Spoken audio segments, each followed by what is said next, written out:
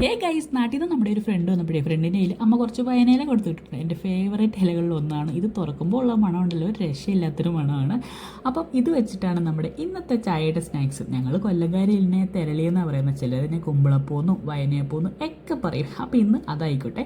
അപ്പം കൂടുതൽ ആൾക്കാരും ഇത് അരിപ്പൊടി വെച്ചിട്ടാണ് ഉണ്ടാക്കുന്നത്, പക്ഷേ എനിക്കിത് ഗോതമ്പ് പൊടി വെച്ചിട്ടാണ് ഉണ്ടാക്കുന്നതാണ് ഇഷ്ടം. പിന്നെ ചിലർ ചെറുപഴം വെച്ചിട്ടും ചക്കപ്പഴം വെച്ചിട്ടും ഒക്കെ ഉണ്ടാക്കും. നമുക്കിന്ന് ചെറുപഴം വെച്ചിട്ട് ഉണ്ടാക്കാവേ.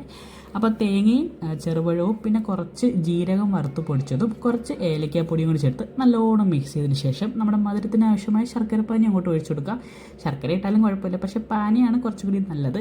എന്നിട്ട് ഇതിനകത്തോട്ട് കുറേശ്ശെ പൊടി ചേർത്ത് കൊടുക്കാം. ഗോതമ്പ് പൊടിയാണ് ചേർക്കുന്നത്. അപ്പോൾ കുറേശ്ശെ ചേർത്തിട്ട് നമ്മൾ ചപ്പാത്തിക്കൊക്കെ മാവ് ഒഴിക്കത്തില്ലേ, അതുപോലെ കുഴച്ചെടുത്തിട്ട് ഇതാ ഇലക്കകത്തോട്ട് ഇങ്ങനെ വെച്ച് കൊടുക്കാം കേട്ടോ.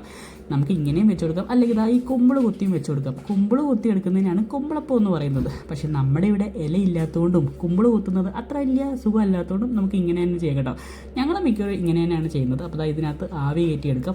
ഇത് ആവി കയറ്റി കഴിഞ്ഞ് വെന്ത് വരുമ്പോൾ ഉള്ള മണം ഉണ്ടല്ലോ, ഒരു രക്ഷയില്ല. തൊട്ടടുത്ത ഫ്ലാറ്റുകാർ ഒരു ഓടി വരും, അത്രയ്ക്കും നല്ല മണം. ചെടിയിൽ നിന്ന് നല്ല മണം വരുന്നല്ലോ എന്നും പറഞ്ഞ് ചേട്ടന് ഓടി വന്നിട്ടുണ്ട്. ഇന്ന് എന്താ സ്പെഷ്യൽ എന്നും ചോദിച്ചോട്ടോ. അപ്പോൾ ചേട്ടന് ചെറുപഴത്തിനെക്കാട്ടിയും ചക്കപ്പഴം വെച്ച് ഉണ്ടാക്കുന്നതാണ് കൂടുതൽ ഇഷ്ടം. അപ്പോൾ നമ്മുടെ ചായയുടെ സ്നാക്സ് റെഡി ആയി പോയിട്ടുണ്ട്. എന്നെ കൂട്ടന് ഭയങ്കരമായിട്ട് ഇഷ്ടപ്പെട്ടു കേട്ടോ.